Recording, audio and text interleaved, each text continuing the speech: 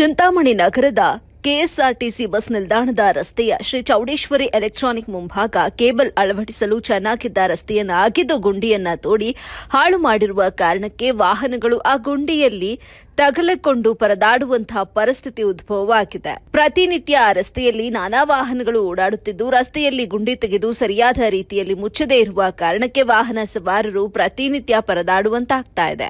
ಪ್ರತಿದಿನ ಪ್ರತಿ ವಾಹನ ಸವಾರರಿಗೂ ಗುಂಡಿಯಿಂದ ತೊಂದರೆಯಾಗುತ್ತಿದ್ದು, ಯಾರೂ ಸಹ ಈ ಕುರಿತಂತೆ ತಲೆಕೆಡಿಸಿಕೊಳ್ತಾ ಇಲ್ಲ.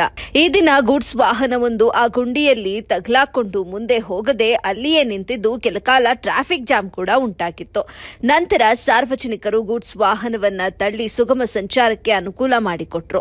ರಸ್ತೆ ಫಜೀತಿ ಮಾಡಿ ಗುಂಡಿಯನ್ನ ಸರಿಯಾದ ರೀತಿಯಲ್ಲಿ ಮುಚ್ಚದೇ ಇರುವವರ ವಿರುದ್ಧ ಇದಕ್ಕೆ ಸಂಬಂಧಪಟ್ಟ ಅಧಿಕಾರಿಗಳು ಕ್ರಮವನ್ನ ಜರುಗಿಸಿ ರಸ್ತೆಯನ್ನ ದುರಸ್ತಿ ಮಾಡಿಕೊಡಬೇಕು ಅಂತ ವಾಹನ ಸವಾರರು ಒತ್ತಾಯಿಸಿದ್ದಾರೆ.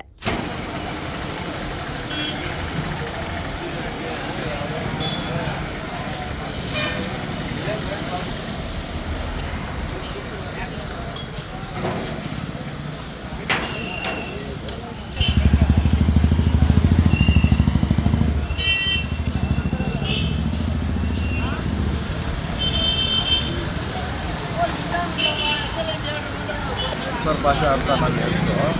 ಇದು KSRTC ಬಸ್ ಸ್ಟ್ಯಾಂಡ್ಗೆ ಹೋಗೋ ರಸ್ತೆ ಡಬಲ್ ರೋಡ್ಗೆ ಯಾವ ಗಾಡಿಗಳು ಬಂದ್ರೂ ಗುಂಡಿ ಹಾಕಿಬಿಟ್ಟಿದೆ. ಇದಕ್ಕೆ ಸಂಬಂಧಪಟ್ಟವರು ಕ್ರಮ ತೆಗೆದುಕೊಳ್ಬೇಕು.